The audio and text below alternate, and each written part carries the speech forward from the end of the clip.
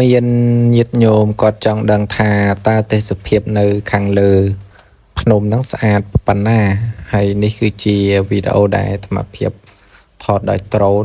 ទេសភាពដូចញាតិញោមបានឃើញអញ្ចឹងគឺថាទោះបីថាយើងធ្វើដំណើរឡើងភ្នំហ្នឹងរៀងហត់ប៉ុន្តែទេសភាពដែលយើងបានមើលយើងបានឃើញហ្នឹងគឺទេសភាពគឺល្អមែនតើគឺស្អាតមែនតើដូចញាតិញោមបានឃើញនៅក្នុងវីដេអូនេះស្រេចចឹងបើនិយាយអំពីស្មៅវិញគឺខៀវស្រងាត់ហើយពោពេញទៅដោយភាពស្រស់បំព្រងលាយជាមួយនឹងផ្កាថែមទៀតហើយនេះគឺជាវីដេអូចុងក្រោយដែលអាត្មាភាពបង្ហោះតាក់ទងទៅនឹងខ្នងផ្សារទៅមុខទៀតអ្នកញោមនឹងឃើញសកម្មភាពជាបន្តបន្ទាប់នៅលើភ្នំនេះឯងនេះបន្ទាប់ពីយើងធ្វើដំណើរមកដល់លើភ្នំហ្នឹងគឺចាប់ផ្ដើមរៀបចំរបស់របរចូលក្នុងតង់ហើយអាត្មាភាពបញ្ជាក់ដែរអាត្មាភាពមកនេះគឺមកតាមរយៈធួរបស់គេដែរទេអញ្ចឹងជាការរៀបចំរបស់គេដឹកនាំហើយយើងទៅតាមតង់នីមួយៗដែលខាងក្រុមការងារគេបានចាត់ចែងអញ្ចឹងទៅហើយមេឃភ្លៀងរហូតបើស្រឡះតែពេលអាត្មាថតនឹងទេថតបន្តិចហ្នឹងក្រៅពីហ្នឹងគឺងឹតភ្លៀងយកមកហើយនេះជាទស្សនភាពដែលឡើងទៅលើភ្នំខ្នងស្រូវគឺមានការលំបាកដែរហ្នឹងព្រោះទី1ឃើញមេឃអាប់ចឹងប៉ុន្តែដើរទៅបន្តិចគឺជោកខ្លួនមកវាពពកខុយហុយមកហ្នឹងប៉ុន្តែសើទឹកទេប៉ះយើងទៅគឺសើមព្រោះស្ទឹកចឹងអាត្មាភាពក៏ដូចជាប្រសងដតីទេគឺត្រូវពាក់អាវភ្លៀងព្រោះយើងយកចវរមកទៅមួយទេដូចញោមបានឃើញនៅក្បាលវីដេអូចឹងថ្មយកចវរទៅមួយទេបើសិនជាអត់ពាក់អាវភ្លៀងទេគឺស្ទឹកខ្ទេចអស់ហើយទេសភាពវិញគឺដូចញោមបានឃើញចឹងឯងស្រស់បំព្រងហើយថ្ងៃអាត្មាទៅហ្នឹងមនុស្សគឺអត់សូវច្រើនទេញោមនេះសិតតែក្រុមដែលចុះឈ្មោះតាមរយៈធួអាត្មាទៅហ្នឹងទេក្រៅគេថារត់ដងគឺច្រើនដោយសារតែមានបញ្ហាទឹកគេថាទឹកធ្លាក់ដែលល្បីលើកមុនហ្នឹងក៏អត់មានមនុស្សទៅតែតាមអ្នកដែលគេនៅតំបន់ហ្នឹងគេថាកន្លែងហ្នឹងទឹកហូរតែអញ្ចឹងឲ្យតែមេឃភ្លៀងប៉ុន្តែទំលើកហ្នឹងល្បីអាហ្នឹងតាមគាត់អ្នកនិយាយ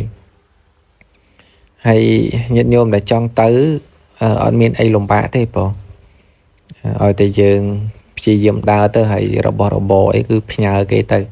អានេះអាត្មាមកនេះគឺយើងឡើងទៅមើលខ្នងស្រូវខ្នង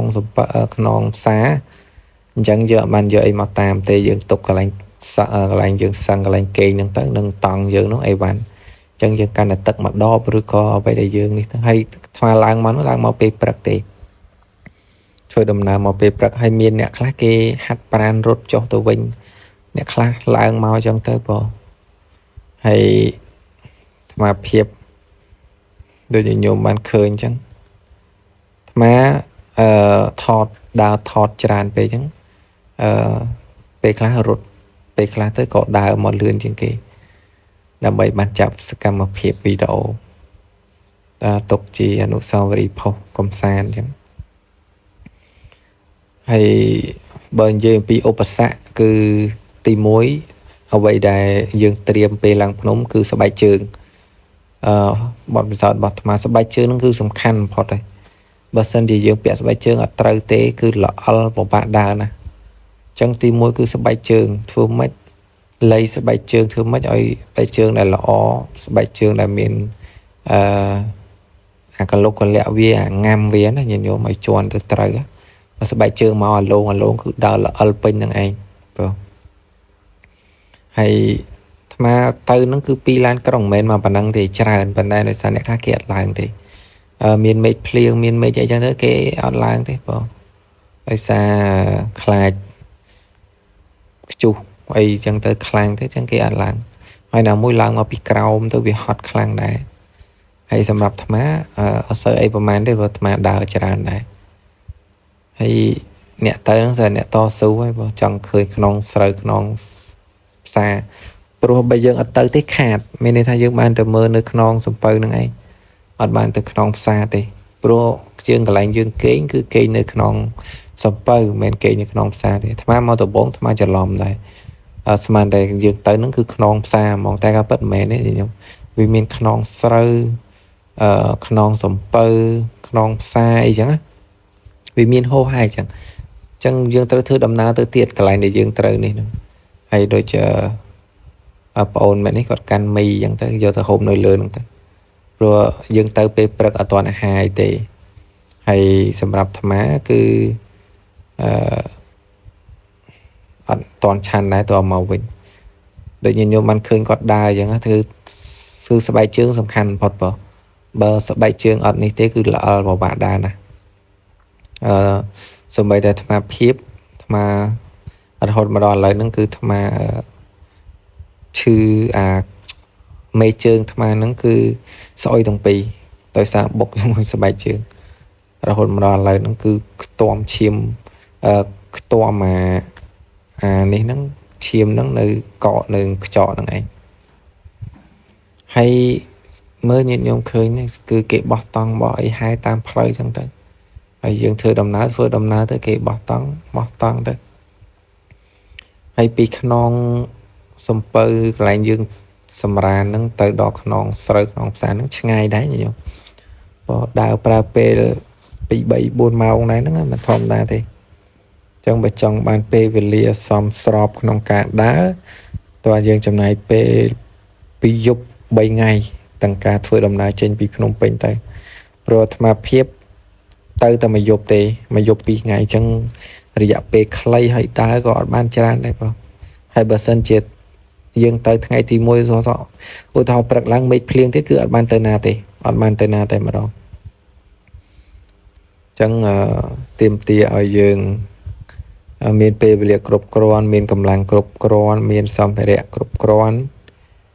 សម្រាប់ខ្លួនឯងអញ្ចឹងហើយសម្រាប់អាត្មាភាពអាត្មាអត់មានយកអីទៅទេបើយកតែប្រេងកាឡាហើយថ្នាំតិចតួចអញ្ចឹងទៅតែខាងធัวគេដឹកនាំក៏គេមានសម្ភារៈរបស់គេដែរអញ្ចឹងគេអត់ទុកយើងចោលទេហើយទេសភាពនៅខាងលើនេះដូចញោមបានឃើញចឹងពួកគាត់ហូបមីហូបអីចឹងទៅហើយមីអីខ្ចប់អីហ្នឹងនៅពេលយើងហូបអីយើងចេះទុកដាក់ឲ្យល្អចឹងណាញោមកុំបោះចោលប្រេះប្រដាស់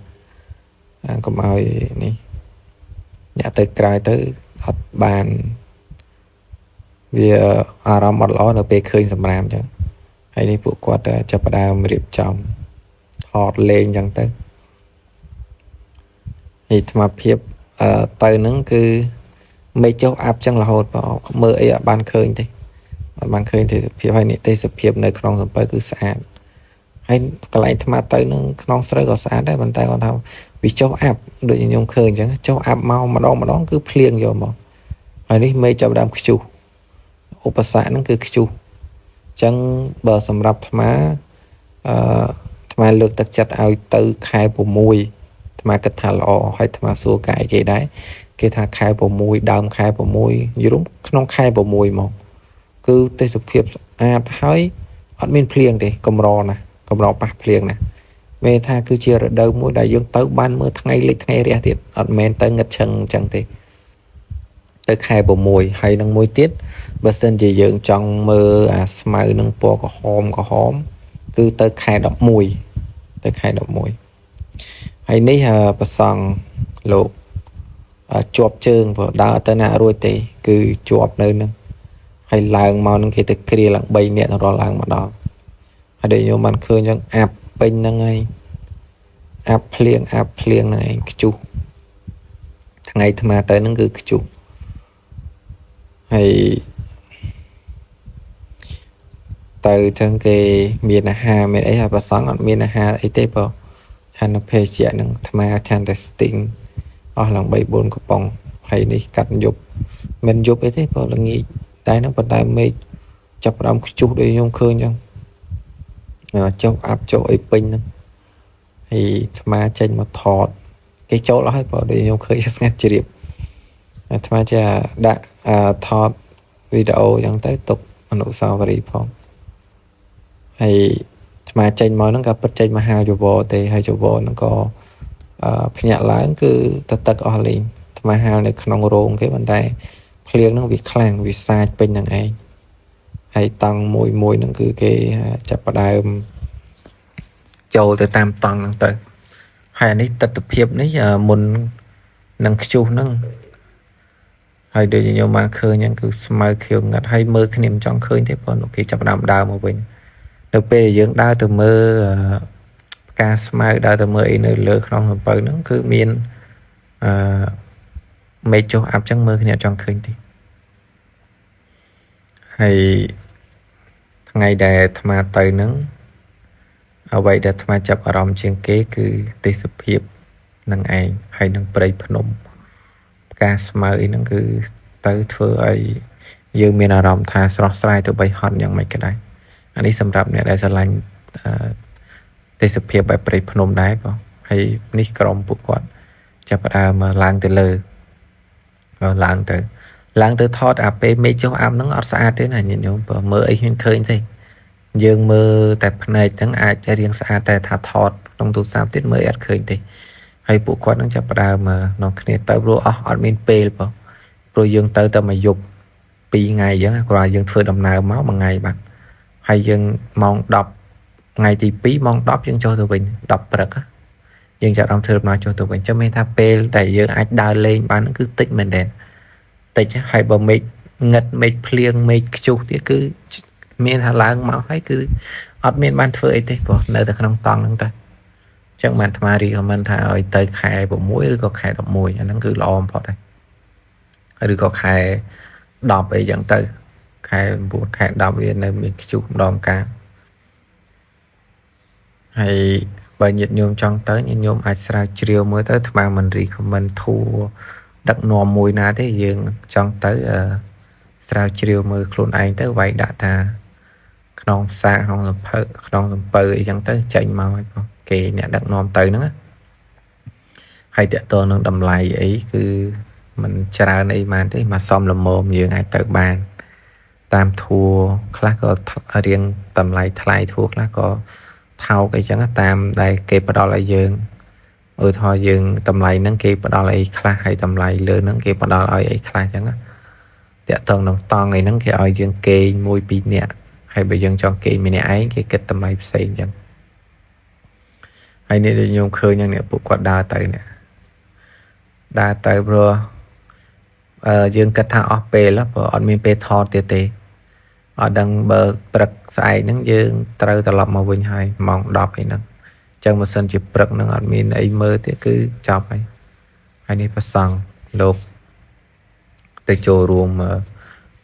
ជាមួយអាត្មាដែរនឹងឯងទៅមួយធัวមួយគ្នាហ្នឹងហើយលោកបានឆាន់កាហ្វេឆាន់អីចឹងទៅវាជែកខ្លាំងណាស់បងឆាន់ទឹកក្តៅឆាន់អីចឹងទៅជែកខ្យល់មកនៅលើភ្នំជែកស្រាប់ហើយត្រូវការពាក់អាវភ្លៀងមកបងបើមិនចឹងទេឈរទៅមកផ្លិតជោកស្ទឹកជោកតែម្ដងហើយនេះលោកធ្វើដំណើរឡើងទៅលើស្មារតីនៅពេលដែលអាត្មាមកដល់អាត្មាមិនឡើងទៅលើនឹងហើយម្ដងហើយពេលចឹងអត់ចង់ឡើងទៅទៀតទេដូចញាតិញោមឃើញនៅក្នុងក្បាលវីដេអូចឹងតែថតដោយដ្រូននឹងឯងអាត្មាសុំឲ្យខាងធួគេជួយថតឲ្យទៅទុកអនុស្សាវរីយ៍ហើយនេះអ្នករត់មកពីខាងក្រៅមកគេធ្វើកម្មវិធីរត់អីដែរទេអាត្មាមិនសូវដឹងដែរហើយនៅនឹងមានជ្រោះមានអីដែរណាបងបើទៅខែ11ហ្នឹងគឺបានលេងទឹកជ្រោះល្អវារៀងក្តៅហើយយើងអាចបានមើលថ្ងៃលិចថ្ងៃរះអីចឹងទៅហើយនៅលើហ្នឹងគឺមានអាហារច្រើនដូចខ្ញុំឃើញខ្ចុះហ្នឹងគឺសាកន្លែងគេលក់អីចឹងញាតិញោមទៅអីមិនព្រួយបារម្ភរឿងហូបអីយកលុយឲ្យទៅតែច្រើនទៅគាត់ទឹកមួយដបនៅលើនោះមក5000ទឹកសុទ្ធដបធំហើយអាហារអីរៀងថ្លៃតិចទេព្រោះបើញាតិញោមទៅបានដឹងថាវេទនាប៉ុណ្ណាមកដឹកជូនឡើងណាពិបាកដឹកឡើងខ្លាំងចឹងតម្លៃនឹងគិតថាវាសមល្មមហើយតម្រងមកដឹកយកទៅដល់ប្រើម៉ូតូហើយបើសិនជាដឹកកើតទេគឺគេសែងយកមកប្រើប៉ុន្តែគាត់ថានៅលើហ្នឹងមានកាទៀវមានពពមានដូងមានអីចឹងណាតាមតម្រូវការរបស់យើងតែមិនច្រើនអីណាទេមកសមល្មមមកអាចយើងទទួលយកបានចឹងញាតិញោមទៅអាចប្រើ ថាវិការផ្ទាល់ទៅយើងមិនបាច់ប្រើកង់ឯងព្រោះនៅលើនោះវាអត់មានសេវាទេប៉ុន្តែពេលខ្លះជួនកាលក៏មានសេវាដែរនៅលើនឹងអញ្ចឹងហើយតកតងនឹងតង់គឺខាងសហគមន៍គេអ្នករៀបចំឲ្យប៉ុន្តែបើសិនជាយើងដើរទៅដល់មុនក៏យើងអាចសុំគេមើលខាងមុខអញ្ចឹងបានខាងមុខនៅពេលដែលយើងគេនៅខាងមុខយើងចេញមកបានឃើញភ្នំបានឃើញទេសភាពវារៀង fresh ដែរអញ្ចឹងណាបើយើងគេនៅជួរក្រោយប៉ុន្តែហ្នឹងគេឲ្យអត្តភាពអ្នកដែលឡើងមុនអ្នកឡើងដល់មុនអញ្ចឹងវីដេអូហ្នឹងមានតែប៉ុណ្ណឹង